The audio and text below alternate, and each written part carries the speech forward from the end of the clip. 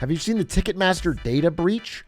Oh man, I want to talk about this. Wait, that's actually really relevant. There's the FTC is putting together a Ticketmaster lawsuit. It's actually a really big deal. There's an antitrust lawsuit on Ticketmaster that is trying to break them up because they are an incredibly powerful monopoly that has been swindling average people. Obviously, it's for entertainment, so people haven't, it's not an essential service, but everybody goes to concerts or shows or things like that, and they have been skimming off the top. Yeah, whether they succeed or not is up for grabs, but the DOJ alleges that the LNT charges excessive ticketing fees that are essentially a Ticketmaster tax that ultimately raise the price fans must pay. There's also some kind of like, I was reading into it. I would want to save this for maybe a full video, but they like have vertically integrated every aspect. They buy arenas, they buy the touring rights for artists. They use those as loss leaders to get in, and then they use those to pressure like every stage of the process, including vendors and food sales and merch. Like every aspect of it, they are squeezing. So they've used their monopoly power in every different way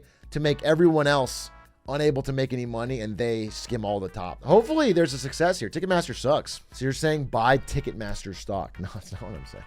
You know, if they get away with this, I guess maybe, but I would hope this goes through. So you're saying short. No, I'm not saying any, I'm not giving financial advice.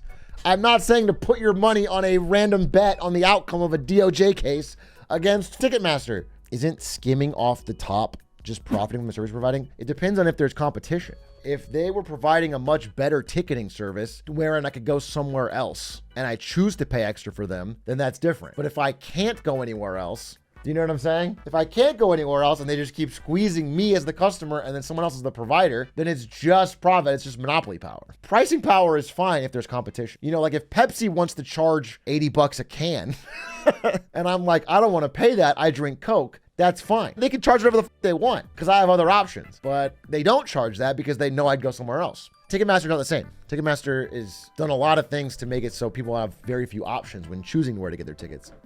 If they're broken up, I think the way they'd break them up was probably just getting them out of the other businesses they're in that aren't ticketing, that allow them to force everyone to only use their system. Their relationships with music artists and their relationships with arenas allow them to force everyone to only use Ticketmaster in like many major venues across the country. We have to get them out of that position of power to where a venue can choose to work with Ticketmaster or someone else. They have exclusive rights with all these major venues, and they use that to force artists to sign with them.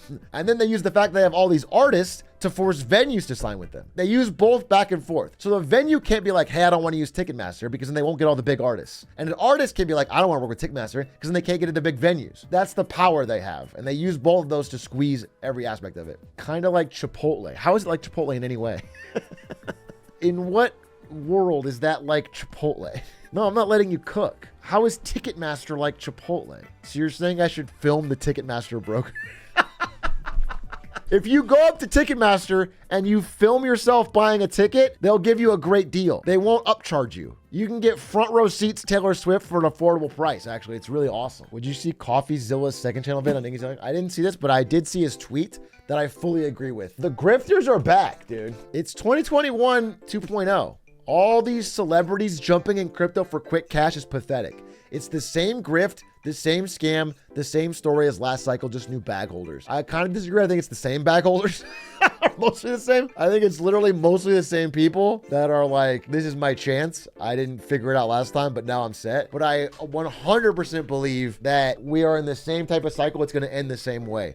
I don't think Iggy Azalea coin, Rich the Kid coin, Caitlyn Jenner coin are going to be of any value, and they are pumping up scams yet again. Why is he complaining? He gets more videos now? True, dude. Do you guys think CoffeeZilla secretly plans all this stuff? He secretly funds all these scammers so he has more things to make videos about? Do you think CoffeeZilla is actually behind crypto altogether? Do you think CoffeeZilla is Satoshi and he invented Bitcoin so he'd have something to make videos about? I cracked the code. Now my life's in danger. I'm like a Boeing whistleblower, dude. My life's in danger. Best Buy's entering its 10th quarter of decreased sales. Pretty much shift to Amazon, just buying electronics. Yeah, Best Buy's dead. Best Buy's a glorified showroom. Everyone goes there to see If they go at all, they go to see what they want to buy and then they go buy it online. That means, folks, it's a dying retailer. We're just maybe even a year out from everyone saying it's over shorted and doing a short squeeze and turning it into the next GameStop or the next AMC and saying how Best Buy's going to the moon. It's gonna reinvent itself. We're gonna have Best Buy super fans. We're gonna have people in Best Buy hats and Best Buy memes, and it's gonna be awesome, dude. I went to Best Buy on Sunday to see what I needed, then went home and bought it on Amazon. That is literally called showrooming. It is what's killing Best Buy. And if they could murder you for doing this, they would. If they could legally see you pick up an item, walk out of the store and buy it on Amazon and shoot you for it, they would do it. But unfortunately, the law does not allow them yet to do that. God willing, we can get that changed. It's crazy that every meme stock will blow up for some weird reason eventually. Well, that's when you call them meme stocks, that means they've blown up for some weird reason. If they don't blow up and they just sink into relevancy and die, they're just bad stocks. To become a meme, they have to blow up. Do you understand? It's not, once you call them a meme, that means they've already done it. Did you see there's a MoviePass documentary on Max? They interviewed the slimy private equity guys that stole the company from the founders and drove it into the ground. I haven't seen the documentary and I probably will watch it. It sounds interesting. However, I don't believe the story of MoviePass is so, the core idea of MoviePass is bad. It's not like, I don't know, Toys R Us, where it's like they had a relatively well-run toy store. I feel like I've seen interviews with the founder and they talked about the plan, and it's a bad, like the idea that you're just gonna give free tickets at cost that you buy is just a bad idea. I don't think it's a private equity thing. If anything, private equity bankrolled a stupid idea. I would hate for them to like rewrite history and be like, yeah, MoviePass was this brilliant, good idea. And then private equity and their slimy tendrils got in and ruined it. I think MoviePass was an idiotic idea that was a product of a time where you could raise money for stupid things if you would show growth with no idea how to make it into a business. It was good for the consumer? Yeah, because it was free movie tickets. When you went to see a movie with MoviePass, they just bought the ticket retail and gave it to you for free. Of course it was it was just taking someone else's money. It's not a business. I could make Big A's Pizza Pass, and it's where you order a pizza and then I pay for it. And you'd be like, damn, Pizza Pass is great. And then later when I go bankrupt, you're like, damn, private equity again, ruining a good business. And it's like, well, no, I don't.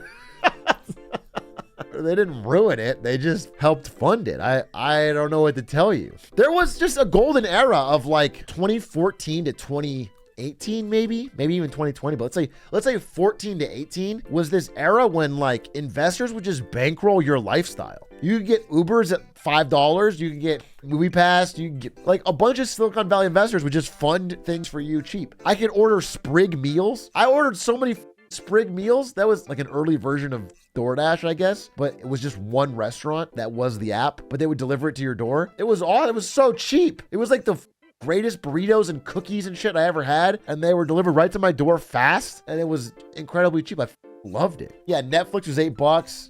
All that shit was great. And then they started to realize they needed to make money. And then everything changed. It's fun seeing my friends complain about how Uber Eats never gives coupons anymore and adds mad fees. Yeah, they got to make money now. I mean, yeah, it sucks how expensive it is, but it's just funny that like this never existed really before. And then they made an app for it. And it's like, oh, now the economics make sense. And just because there's an app doesn't mean suddenly it makes sense to have somebody deliver all your food at like a regular income. Someone I went to school with quit their job and got funding for a TikTok meets DoorDash. It's called Bite Site. What the does that mean? Bite Site? You're just scrolling pictures of food and then you click one and they send it to you? I'm going to swim. I will be their mentor. I mean, it's like DoorDash, but I think it's different in that maybe it's like short form videos from restaurants and you just see something that looks tasty and then you instantly order it. Could be something. It feels more like a feature. It actually feels kind of useless. I'll be honest with you. It actually feels kind of stupid and brain rotty, but it definitely could get people to buy. It definitely feels more like an investor bait app than a real would be used. People take pictures of their food at restaurants and you bid on their leftovers using Bitcoin. That's not what it is, but that's a good idea, dude. I swim on that. That's cash, dude. I see a dude with a whole hero left over, half his fries. He was peckish that he wasn't that hungry. I grabbed that shit. I jump on that.